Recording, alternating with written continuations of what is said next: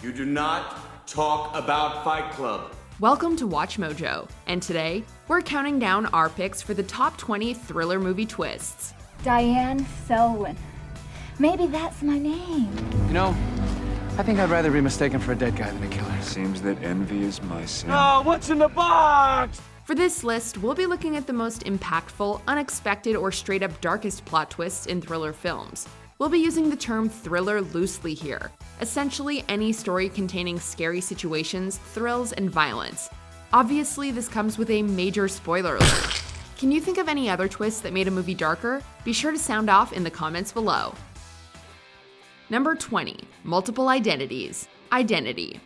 This James Mangold thriller blends Agatha Christie with Fight Club, creating one of the most bizarre and unique thrillers of the 21st century. What do you mean you can't find the body? As long as we stay calm, everything's gonna be all right. Loosely adapted from Christie's And Then There Were None, Identity follows 10 strangers who are picked off one by one at an isolated Nevada motel. Hey, they can't leave! Hey, where'd they go? Get back! Where you going? They're leaving! They're not leaving! Go! You can't let suspects leave after 4 people have been killed! You really think they're suspects, Rose? I don't. They're not leaving! Of course, it's not as simple as that. It turns out that the strangers are all disparate identities of Malcolm Rivers, a mass murderer suffering from dissociative identity disorder. Why am I tied up? What? Edward, please. Jesus Christ! Where is my face? That's certainly weird enough, but Ed, played by John Cusack, is later told to kill Rivers' homicidal personality in an attempt to cure him of his violent tendencies. However, a fantastic twist ending sees Ed killing the wrong one, allowing the homicidal Timmy to completely take over. Number 19. Leonard is essentially a serial killer. Memento. Well, what's the last thing you remember? My wife. At the heart of Christopher Nolan's Memento is Leonard Shelby, a man suffering from anterograde amnesia and hunting his wife's killer. This premise is subverted in the horrific final moments of the movie, which portray a far darker reality. Look, Leonard, Jimmy's your guy. I just figured we'd make a few dollars on the side. How did he know me? For one thing, we learn that Teddy, an undercover police officer, has been using Leonard's condition to dispatch various criminals, tricking Leonard into believing that his victims are his wife's killer. I think I'd rather be mistaken for a dead guy than a killer. Worse, it's revealed that Leonard himself killed his wife by accident, so he decides to manipulate himself into choosing Teddy as his next victim, leaving him still living a lie. We all need mirrors to remind ourselves who we are. I'm no different.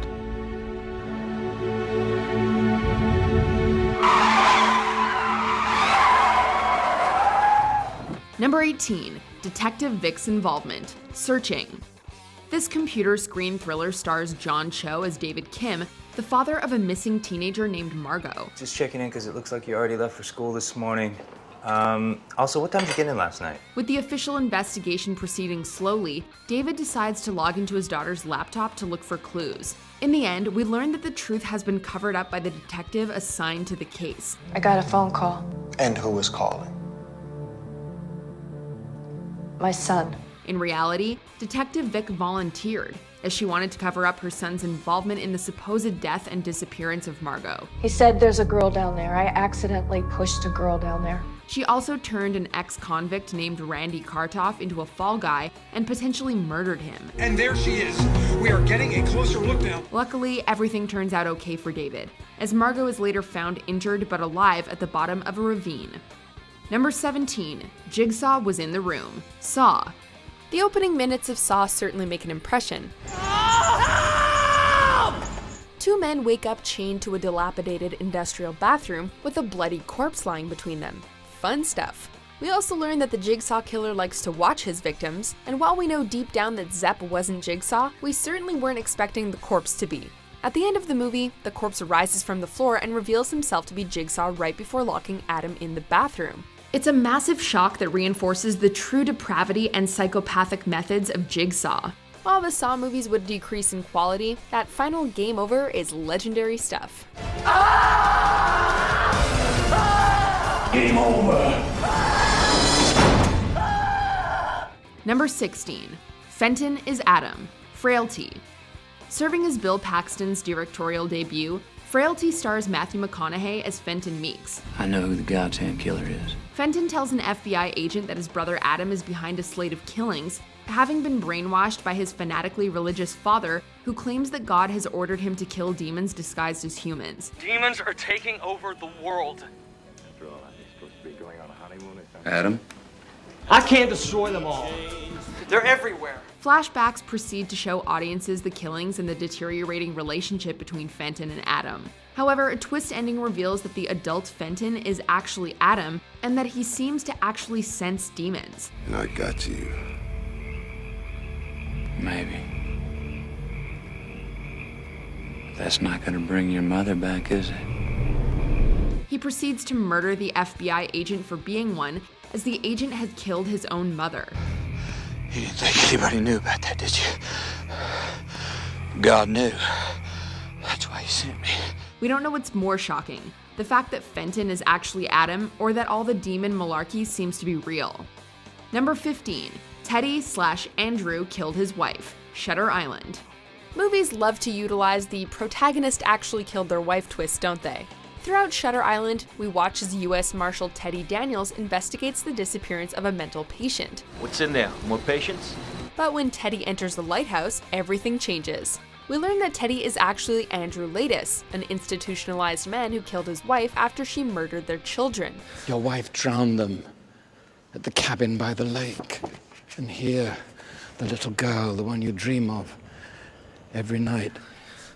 We never had a little girl. The one who tells you over and over that you should have saved her. As if filicide and uxoricide weren't dark enough, we also learn that the girl Latis dreams about is his murdered daughter, proving that his mind has been irreparably damaged and racked with guilt.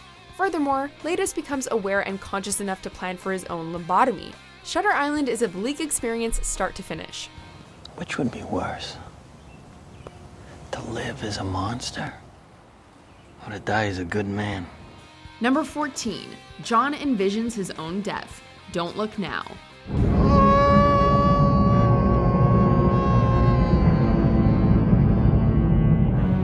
In this psychological thriller, a grieving husband and wife travel to Venice following the tragic death of their daughter. While in Venice, they learn that their deceased daughter is attempting to contact them from the other side. Please, let him back. Let him not go. Please, let him not go. John also begins experiencing visions of a young girl in a red coat, which is what his daughter was wearing when she passed away. However, this turns out to be a woman with dwarfism who slashes John's throat and leaves him to die.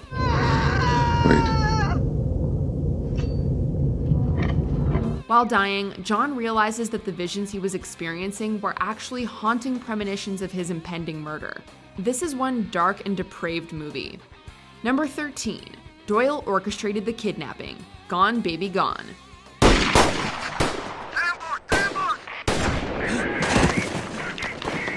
This mystery thriller directed by Ben Affleck follows Detective Patrick Kenzie as he searches for a missing 3-year-old Amanda.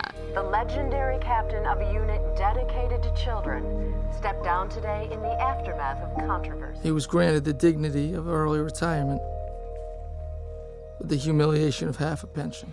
Morgan Freeman plays Captain Jack Doyle, who goes into early retirement following a botched exchange in which it's believed that Amanda was killed. But following later events, the detectives visit Doyle at his home and discover that it was he who kidnapped Amanda.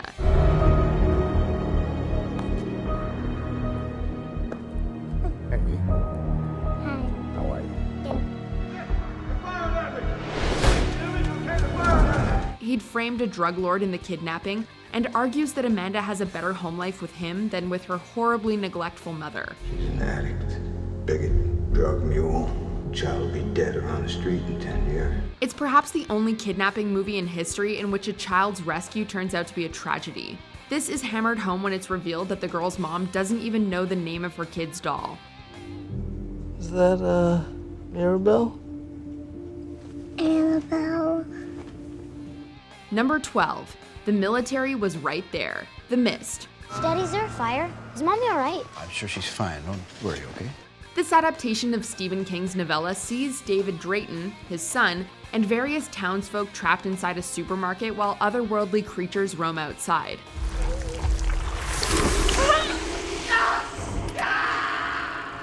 In the climax, David and a group of friendly people say screw this and strike out on their own. However, they soon run out of gas, and rather than suffering painful deaths, they agree to commit group suicide. David kills them all, including his 8-year-old son Billy. When he leaves the truck to be eaten by the monsters, he makes an even scarier discovery. The military was literally right behind them. If they'd waited just 2 more minutes, they would have been saved. It's one of the darkest twists in movie history.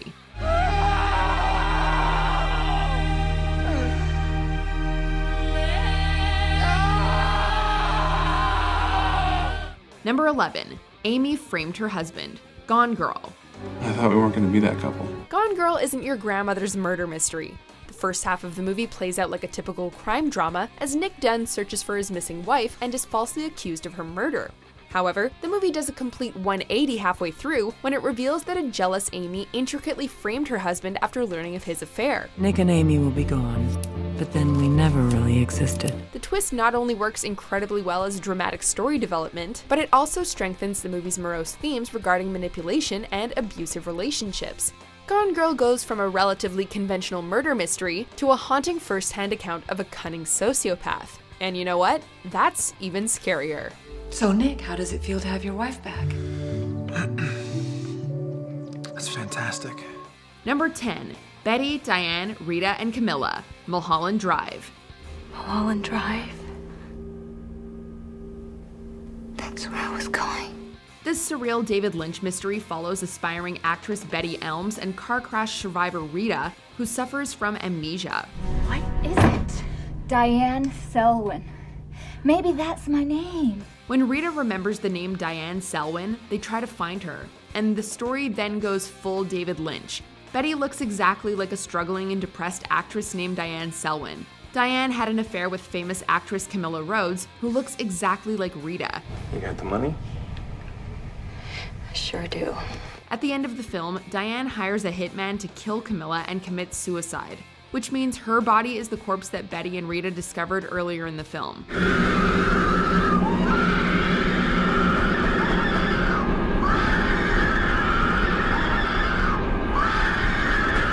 People are still debating what it all means, but it's definitely freaky.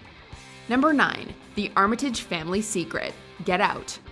This movie is both horrifying and wickedly funny, serving up social commentary along with terror. Such a privilege to be able to experience another person's culture. When Chris meets his girlfriend's family for the first time, they appear at first to be typical upper-class white liberals. This is Nielsen and Elisa. Hey, how you doing? So, how handsome is he? However, underneath all this lies something much darker, an extreme obsession with black bodies, which they seek to possess and make their own. Turns out, Chris isn't his girlfriend's first black boyfriend after all, just the latest in a long line of victims. So you won't be gone. Not completely. A sliver of you will still be in there somewhere. Limited consciousness. The family has been transferring their brains into the bodies of black people, leaving what remains of the original consciousness trapped helplessly inside. Number 8, Head in a Box, 7. After John Doe turns himself in and takes the 2 detectives to the final murder location, a delivery man brings them a mysterious box. I saw you with the box. What was in the box? Because I envy your normal life. Put the gun down, David. It seems that envy is my sin. Oh, what's in the box? After a few incredibly tense minutes, we learn that the box contains the head of David's pregnant wife, representing the killer's envy. So, I took a souvenir. Her pretty head. David then becomes Wrath by shooting Doe in an act of uninhibited rage. John Doe wins, David goes insane, and Somerset can only look on in defeat. While the movie is absurdly dark, this final twist somehow ratchets the depravity to 11, reinforcing the idea that humanity is inherently flawed. No! Just throw it all away, you know. No! She begged for her life, Detective. Shut up! She begged for her life. Shut up. And for the life of the baby inside of her. Number 7, Soylent Green is People, Soylent Green. Like Norman Bates being Mother, the fact that Soylent Green is made from people is not a surprise to modern audiences, but that doesn't make it any less impactful. Soylent Green is people! In this dystopian society, a green wafer called Soylent Green is created, said to be a highly nutritious food source created from plankton. However, we later learn that Soylent Green is actually made from human remains, as humans are a great source of protein for a starving society. It's a horrifying reveal, but it also fits perfectly with the movie's themes of overpopulation, resource management, and climate control. It's a much-needed slap in the face that remains relevant and disturbingly prophetic nearly half a century later. How could I ever imagine? Number 6. Kaiser Söze Gets Away, The Usual Suspects. Containing one of the most famous twist endings in movie history, The Usual Suspects sees Verbal Kint telling the story of his criminal gang and their leader, the mysterious Kaiser Söze. Verbal, you're not telling us everything. I know you know something. I told the DA everything I know. Söze is a near mythical figure for the police, an elusive yet powerful crime lord who remains under mystery and shadow. You think he's Kaiser Söze? I don't know, Verbal. Kaiser Söze is a shield, or like you said, a spook story. Of course, what they don't know is that he's literally sitting right in front of them. In the famous twist ending, it's revealed that Kint and Söze are one and the same, and Söze simply walks out of the police station after posting bail. He successfully toyed with and fooled the cops, remaining several steps ahead of them all the way. You told me you got the cripple in there from New York. Yeah. He mentioned Kaiser Söze. Who? After that, my guess is you'll never hear from him again. Number 5. Malcolm was dead the whole time, The Sixth Sense. At the beginning of the movie, child psychologist Malcolm Crowe is shot by a psychotic former patient. Since it appears as if he's recovered, our minds are shattered when it's revealed that he has been dead the whole time. I see dead people. It's certainly a dark realization to find that the protagonist is a ghost, but it's still an ultimately happy ending when Crowe is sent to heaven after rectifying his failures. 2 years later, the others would provide another brilliant ghost-centric twist by revealing that the family are the actual ghosts haunting the house. Both movies successfully flipped the conventional ghost story on its head and provided some of the greatest twists in the horror genre. How often do you see them? All the time. Number 4. Odesu and His Daughter, Old Boy. Murder and nuclear war may be scary topics, but nothing feels worse than learning that the protagonist copulated with his own daughter. The movie opens with Dae-soo being kidnapped and imprisoned for 15 years. After escaping and embarking on a campaign of revenge, he befriends a young chef named Mito, and the two become intimate. However, it's later revealed that Dae-soo was hypnotized into falling for Mito, who is revealed to be his now adult daughter. It's equal parts shocking and horrifying, eliciting a visceral bodily reaction of revulsion from most viewers.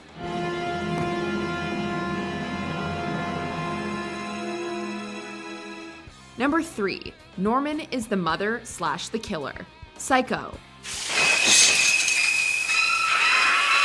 Psycho has perhaps one of the greatest twists in cinematic history. Throughout the movie, we believe that Norman Bates is nothing but a repressed man-child who protects his domineering psychotic mother. Well, a boy's best friend is his mother. However, the famous ending reveals that his mother is long dead and that Norman is the true psychopath. After killing his mother and her boyfriend out of jealousy, he took on the persona of his mother to alleviate his loneliness and guilt, and he uses this persona to murder those he feels attracted to. The twist made Norman one of cinema's most iconic villains, and left 60s audiences with the fear that danger could be lurking anywhere and behind any facade. They'll see, and they'll know, and they'll say, why, she wouldn't even harm a fly. Number 2. Tyler Durden, Fight Club. This adaptation of Chuck Palahniuk's seminal novel sees the depressed, aimless narrator finding purpose thanks to the unconventional philosophies of the enigmatic Tyler Durden. You know why they put oxygen masks on planes? So you can breathe. Oxygen gets you high. Tyler gathers an anti-consumerist, anti-corporate gang called Project Mayhem and makes a dastardly, James Bond villanesque plan: destroy the nation's credit card records to erase all consumer debt. Who are you talking to? Shut up.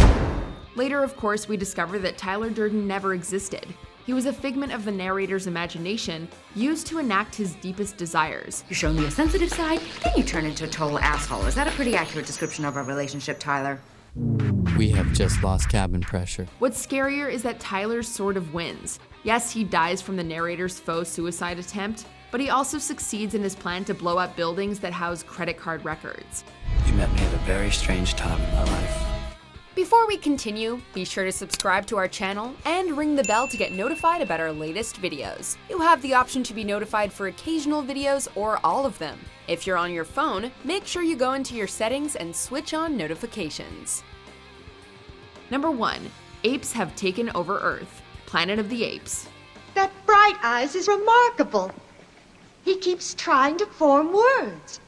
You know what they say, human see, human do. While Planet of the Apes is a long-running franchise, nothing beats the original's twist. After landing on a planet ruled by sentient talking apes, Taylor escapes from their grasp, only to come upon a half-buried Statue of Liberty. He discovers that he was on Earth all along, and that modern humanity had wiped itself out in some kind of nuclear war. I'm home. All the time. We finally really did it.